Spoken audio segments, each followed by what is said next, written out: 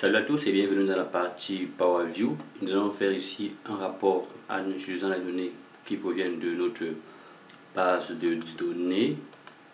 Vous devez avoir déjà les données disposées de cette façon, dont la date, le mois, combien commerciaux, le client, règlement, facture, famille, produit, prix de vente, commission. Donc déjà, si vous voulez faire vos reporting dynamique sur Power View, vous avez besoin d'une base de données où vous allez remplir vos données à l'intérieur. Pas besoin de faire des relations entre les tables. Déjà, vous êtes organisé juste pour avoir un rapport bien détaillé. Dès que c'est fait, dès que vous avez organisé votre base de données, vous venez dans l'onglet insertion Power View. Je rappelle que si vous n'avez pas l'onglet Power View, on avait à montrer cela dans le cours précédent, dans Power Pivot. Vous actionnez les onglets et automatiquement vous aurez Power View. Donc vous dites créer une nouvelle feuille Power View. Bon, moi j'ai déjà une feuille Power View. Donc vous allez créer, vous aurez déjà une feuille Power View déjà prédéfinie. Vous aurez ici l'arrière-plan qui sera en couleur blanche. Bon, moi j'ai mis une couleur noire. On va pouvoir modifier ça à la fin. Bon, il est préférable que j'essaie de faire comme votre. J'essaie de répondre à la couleur de votre. Désolé. Voilà, supposons que on a une couleur blanche comme ça. Voilà, c'est comme ça que vous avez vos données. Bon, là, qu'est-ce qu'on va faire? On va analyser déjà ici par famille de produits. Je vais supprimer ici. Là, on peut supprimer les champs au fur et à mesure. Là aussi, je supprime le champ. Ici aussi, je supprime le champ.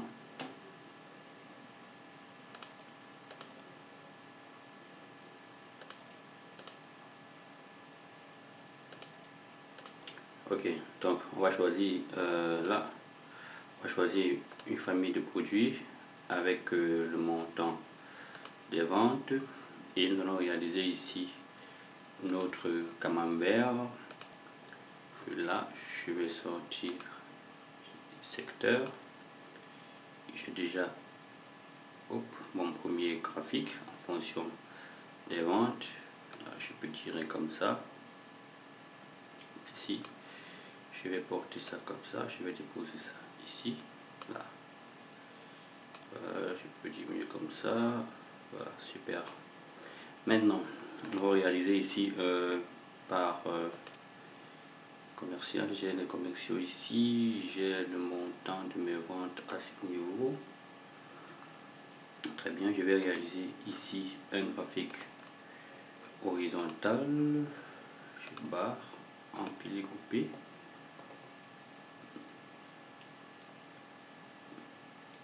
Voilà, donc ici je peux étirer comme ça. Là, voilà, je vais mettre ici une disposition des données à l'extérieur. Non, disposition, oui, disposition, désolé, données à l'extérieur. Voilà, comme ça. Je porte ça comme ceci, je peux déposer là. Comme ceci. Ensuite, on va mettre ici les modes de règlement. Je peux venir comme ceci en mode de règlement. Ok, les règlements, choisir les règlements avec le montant des ventes. Avec le montant des ventes. Ok, donc je vais prendre ça. Je vais mettre ça. Je vais changer ici la disposition. Je vais mettre là en matrice. Et ensuite, je viendrai ici, voilà, conception mosaïque. Bon, je pense pas que j'aurais dû mettre ça comme ça. Je viens ici dans conception, type de mosaïque, flux mosaïque, voilà. Mosaïque, ensuite type mosaïque, voilà, pour qu'on puisse avoir ça de cette façon.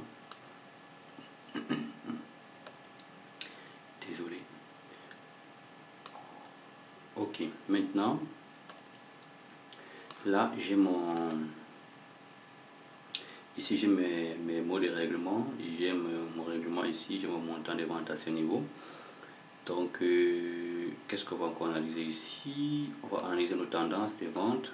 Ça veut dire que je vais prendre les mois et le montant de mes ventes par mois. Si nous regardons ici dans Power View numéro 1, alors on a janvier, février, mars, avril, mai, juin, juillet, septembre, octobre, novembre. Ok. Donc là, désolé. Voilà. Revenons ici. Je vais prendre ici la date et les ventes. Je vais prendre là la date et je vais prendre ici les ventes.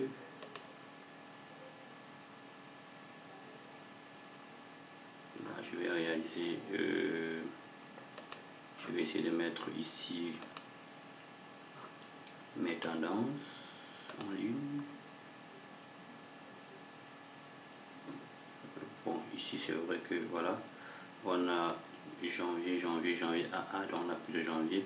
Il est préférable de remplacer ça par les mois et il est hiérarchisé. Donc je vais enlever ici la date et je vais choisir le mois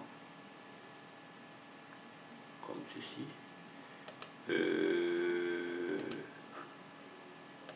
Ici, revenons à ce niveau. Bien, en changeant de la couleur, il a aussi modifié. Oui, on a mis janvier, mars, mai. Ici, montant des ventes et on a. Ok, donc on a choisi la date. C'est pas grave, c'est pas un souci. Je pense que c'est la même chose de ce côté. On va supprimer ça, on va choisir la date.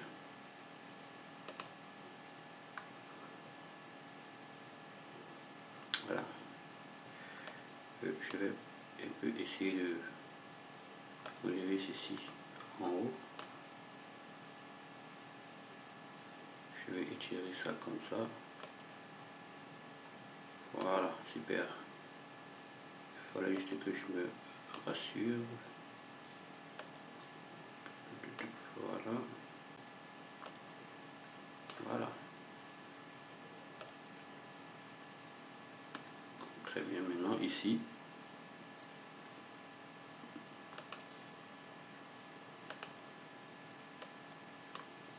On va porter ça comme ça. Il faut que ça soit un doigt, sinon vous n'allez jamais réussir à déplacer votre. Bon, ici je peux supprimer, j'appuie la touche utile mon clavier. Ici je vais placer ça dans ce niveau. Bon. Voilà, là qu'est-ce qu'on va mettre encore ensuite? Ok, on a mis ça, on a mis ceci, on va mettre les ventes par ville, le montant total des ventes. Donc je vais mettre ici les ventes par ville, je vais prendre ici les villes. Là je vais mettre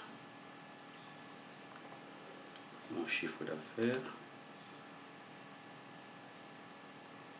Je vais placer ça comme ça. Oui, je vais mettre ça en matrice. Ensuite, je vais changer et mettre ça en mosaïque et mettre cela en liste. Oui, je crois que c'est comme ça que c'est de côté. Voilà, et je peux aussi diminuer ce format, il est trop grand. Je vais le monter. Voilà, comme ça. Donc ceci. Descendre comme ça. Voilà. Ici, je vais juste descendre ça tout juste un peu en bas, comme ça. Voilà. Maintenant, il reste le vente par ville. Je vais le faire de façon horizontale, montant de vente encore. Voilà, conception, barre empilée, groupée. Voilà, je vais mélanger ça comme ça. Comme ça, on a une visibilité de nos ventes par ville. Je vais mélanger ça comme ça. Voilà. Je vais ici. Là aussi, je vais élargir. Ok. C'est super. Là, je vais prendre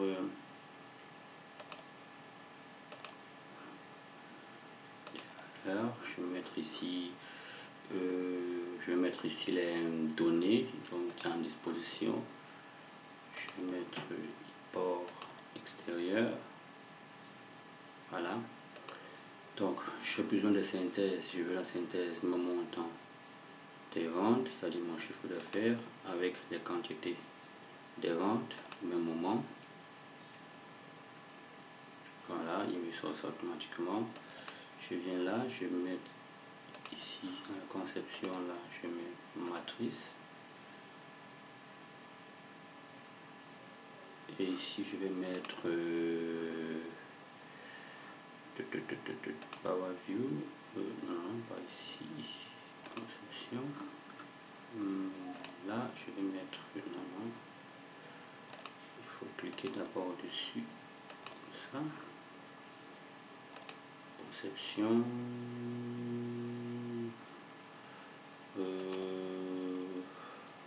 Carte. Ok. Carte. Voilà, c'est ce que je veux. Maintenant, je vais agrandir mes champs comme ça,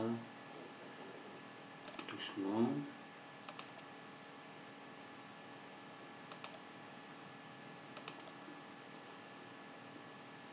Voilà.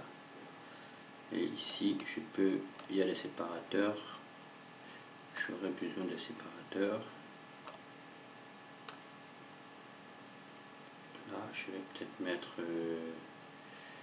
ici, je vais encore descendre juste un peu comme ça. Et aussi pareil. Voilà. Aussi descendre. Voilà. Donc ici pour les séparateurs, je vais mettre ici, là je mettrai en nombre et je vais enlever la partie décimale pour rester la partie entière. Ici aussi je vais mettre cela en nombre pour plus tard enlever la partie décimale. Je vais cliquer dessus avant de venir tirer ça au fur et à mesure, comme ceci. Cliquer ici et l'enlever au fur et à mesure. Ok, donc il reste la synthèse de ces facturations.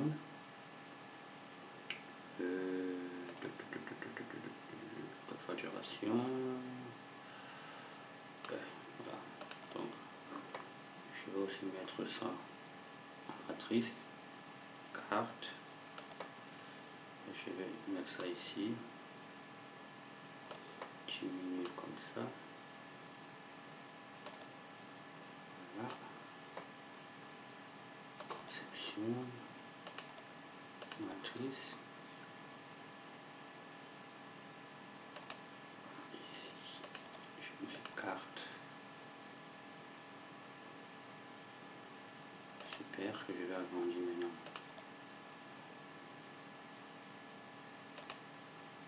Mes données.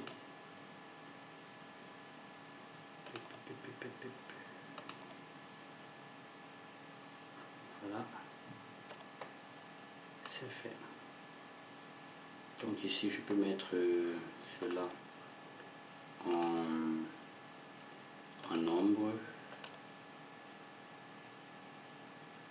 Ici je vais mettre, je vais enlever la partie décimale.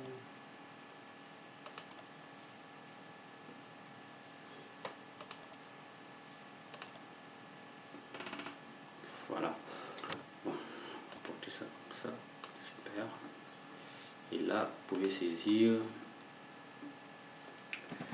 reporting,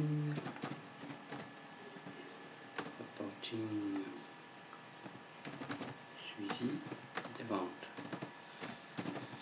Si cela n'est pas selon ce caractère, ce n'est pas un problème, ce n'est pas grave. Ok, donc voilà, vous avez votre reporting qui vient de s'achever. Bon, on a presque respecté le canevas de notre modèle de reporting à ce niveau.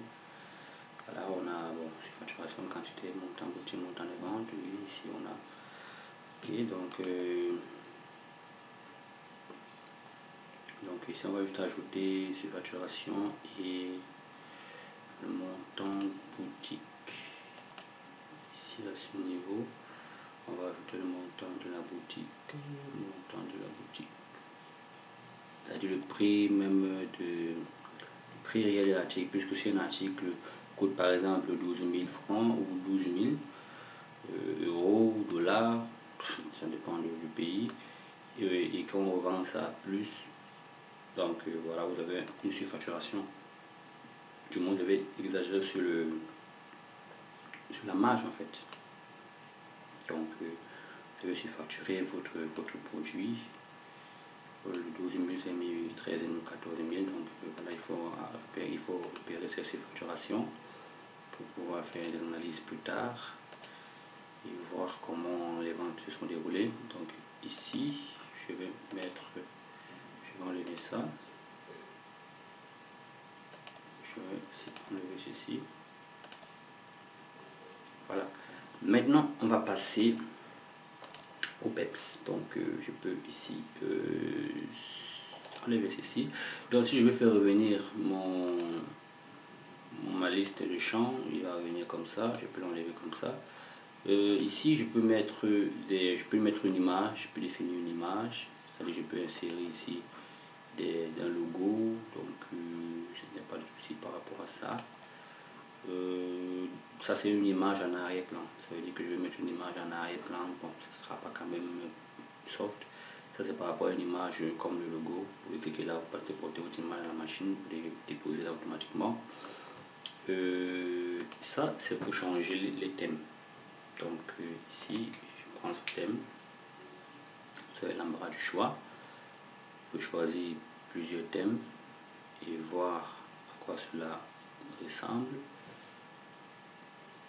On va revenir, voilà, il est en train de s'adapter au thème choisi.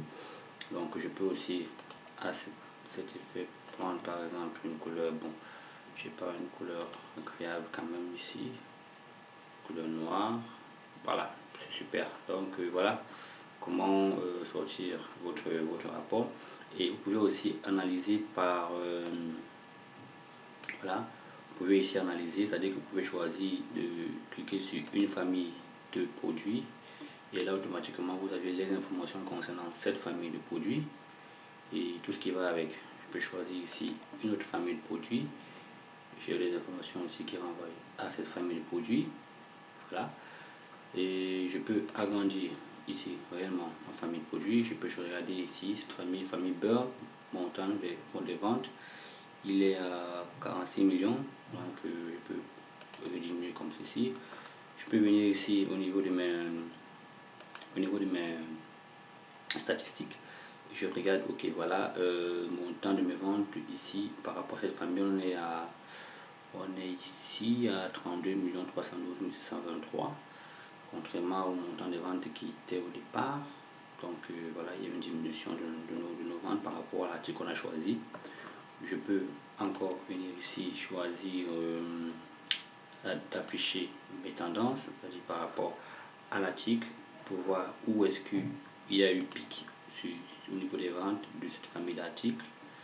Et je peux ici facilement mieux prendre une décision. Je peux aussi ajouter les données sur mon graphe si je veux mettre des données dessus. Si je ne veux pas le laisser comme ça, je peux cliquer sur ça comme ceci. Voilà, je peux venir là, je clique disposition, je mets là comme ça, je mets ici au centre et automatiquement j'aurai mes données qui vont apparaître. Donc je peux peut-être choisir, cliquer ici et j'ai directement mes ventes. Voilà, j'ai les pics là, j'ai mes pics des ventes qui apparaissent au fur et à mesure. Et là je choisis, bon, là je peux choisir, j'ai choisi ceci, là c'est mes ventes par ville. Là je peux choisir agrandir ça, je mes ventes par ville là, et voilà. Je peux aussi imprimer mon rapport et le véhiculer à hiérarchie par rapport à la famille choisie, pour savoir qu'on a vendu tel par quantité, par famille, on a eu une surfacturation de tel. Voilà la quantité qu'on a vendue à Bafoussam, à Bétoir, voilà, si nous sommes venus au Cameroun, ça dépendra du pays où vous êtes pour mettre vos villes. L'instant imprimer, on a plutôt enregistré au lieu d'imprimer. Donc si je viens venir ici, je vais afficher l'aperçu avant impression pour pouvoir choisir. Voilà, donc voilà à quoi ressemblera donc votre rapport que vous allez envoyer à la hiérarchie. C'est juste une synthèse de votre rapport. Vous allez remettre à la hiérarchie. C'est vrai que le reporting doit être commenté, on doit commenter un reporting. Déjà, s'il veut avoir un rapport par rapport à ce qui s'est passé, vous n'allez pas lui présenter un tableau de bord. Vous allez juste présenter ceci pour qu'il puisse mieux discerner le problème. Et vous avez votre tableau de bord que vous avez monté à travers Power Pivot, que vous pilotez bien votre performance. Donc voilà comment la BI aide le contrôleur de gestion dans son travail, ou encore permet ici une bonne visibilité sur la gestion de son activité ou encore de ses finances. Donc il est primordial ici de pouvoir mettre en place des outils BI pour pouvoir mieux prendre des décisions stratégiques plus tard. Donc pourquoi pas opérationnel. Donc voici donc votre reporting qui a été réalisé sur Power View, qui vous donne la possibilité d'analyser vos informations. Tout provient d'ici, c'est-à-dire que vous devez mieux charger votre base de données. Ensuite, vous pouvez effectuer des opérations ici à l'intérieur, comme les écarts par exemple, effectuer des opérations ici à l'intérieur. Et Power View se charge ici de les disposer, de les organiser, de filtrer, de faire autant de choses. Et bref, voilà un peu de quoi il est question. Donc voilà, votre formation s'achève ici sur le Power View et vous avez pu comprendre comment ça se passe lorsque il faut mettre en place un système décisionnel et quelle est l'importance de pouvoir piloter son activité à travers les outils BI.